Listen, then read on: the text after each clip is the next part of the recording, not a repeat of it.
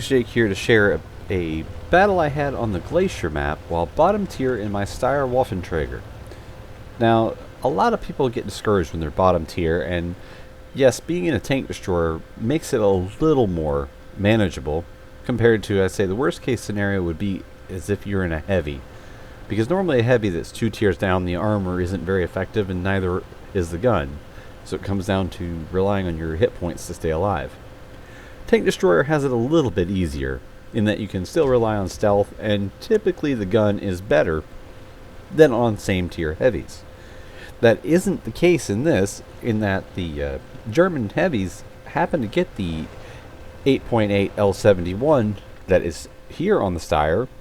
The Steyr just gets a little bit more of a reload compared to a couple of them, not the Tiger 1. The Tiger 1 has insane DPM. But it does have the stealth in spades. And with a full turret, it has some flexibility. So here in the Tier 9 battle, this Tier 7 Tank Destroyer, I am going to have to play it cautiously. But that's how you'd play a Steyr anyways. So it doesn't even change the gameplay. Something to keep in mind if you find yourself bottom tier a lot is to go ahead and dig out a favorite Tank Destroyer of yours. And that's actually what I did. I'm also working on the 3rd mark on this vehicle, and this battle afterwards put me at around 90%. But Steyr is a very capable, even though it's highly overlooked, Tier 7 Tank Destroyer, and being a premium, it also makes a nice amount of credits, which I'm in need of myself as well. But all that said, I get myself to what I normally find to be a very, very supportive position. I am pulled through the bushes to see through them, and I'm doing that intentionally. Now, I'm mostly the only person over here who could spot. I run binoculars so that when I am stationary, I do have maximum view range. So, by pulling through the bushes, I can see if anybody tries to make a break for it along this section of the map. And once in a while, you will see an enemy try to make a dart down roughly around the H and G line, where there's some cover there in the form of a broken up ship, and I'm in position to counter that, at least spot them if they're trying it. As well as sometimes here and there a quick medium will run along the lower portion of these cliff's edges. So I'm here just in case, and in support of our T-44, who's taking a beating from the enemy 50 TP, who, even though he didn't go to a traditional heavy spot, it's not a bad move by him, as he now has the major alpha damage of his gun plus his good armor, because the 50 TP is a good heavy. But I am in position to give flanking shots when they pass through the gaps, and there are multiple gaps along the way. So sitting here and waiting for them to either back up or pull forward is very, very viable. Just keep in mind that because I am pulled through where the bushes are transparent, I could get spotted. Somebody has to be close enough to do it, and if you look at the white ring on the map, that shows your detectability range. It's a general rule of thumb that if you are firing and somebody's within that, they have a chance of spotting you. It's all down to their vision and your concealment factor at that point. But there you get to see on the missed shot on the SMV, the German guns, and the 88 is no exception. They all require you to be mostly fully aimed unless the target is taking up the vast majority of your aiming reticle. The weird thing that I've found in all my playing of German vehicles is that they are extremely accurate under full aim, and they're wildly inaccurate under partial aim. Like, that was about 90% aimed, and the shell fell short. That seems to be the case on a lot of German guns. And under at least 75% aim, you have a pretty good chance of hitting, but there's still so much RNG that you need to really fully aim all German guns. It has a lot to do with the soft stats that World of Tanks doesn't disclose. German guns, fully aim them. And here I'm actually starting to assist. I'm finishing targets, but we were down by 5 vehicles at one point there. And now we're clawing it back.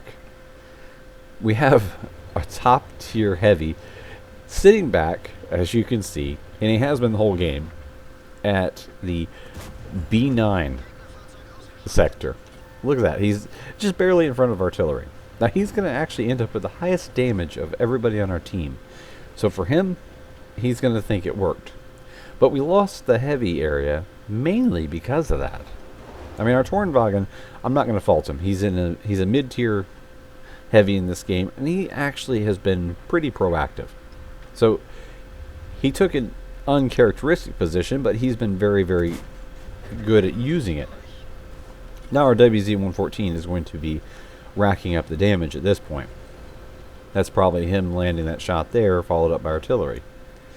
But I've just been playing a pesky support, and I'm looking for anything to hit. I basically have to wait for the new tank destroyers to turn sideways. Most of them, the lower plate is the weak spot, but it's so small, as soon as they have any cover, they're able to keep it hidden. Just about finished off the T-43, and our Tornwagen will finish out that task here in just a second. But we've actually clawed back a 5 tank deficit to now be a 4 tank lead. And I haven't done anything spectacular in the game. I've just played solid support, which is what the Steyr is supposed to do. And now here you'll see me sometimes panning out to third person. What I'm thinking about is the Comet was last spotted up on top. Now if you look at that white detection circle, I'm in range of him possibly being able to spot me, especially while I'm moving. And he has either stayed up there or he has dropped down, and I'm thinking he might have went back to base. So I'm trying to keep myself in position where I can get shots on the 703 too, as in here. And also, I'm suspecting to see the Comet get spotted, or their one remaining tank destroyer. So I'm trying to kind of stay, even though I'm skylined on the ridge here, this is why. I'm able to cover both sides, and I'm pretty certain that I'm safe from getting spotted because I'm keeping everybody at the absolute range, the utmost range, and get a nice tracking shot here, but I'm keeping everybody at arm's length at the farthest most range that I can spot them, or at least see them when somebody else does, and they're not spotting me. Now I keep taking a couple blind shots at this SMV, but spoiler alert, he basically, as soon as he was getting shot by me, after he killed our own SMV, he turned around and floored it.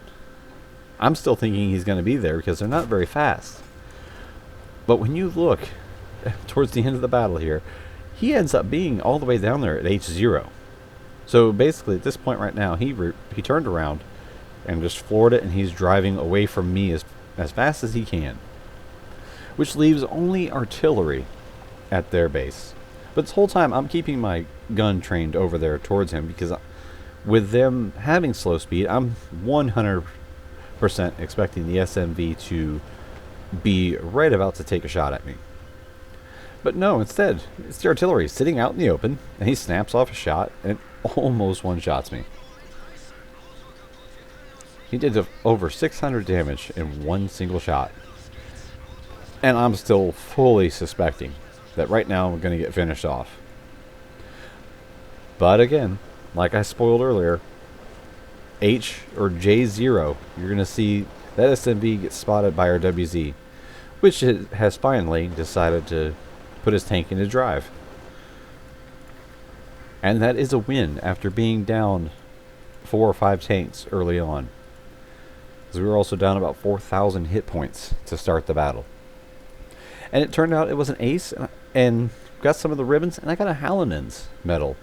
And that medal is for tank destroyers who destroy at least 2 enemy tanks, or tank destroyers that are at least 2 tiers higher than yourself.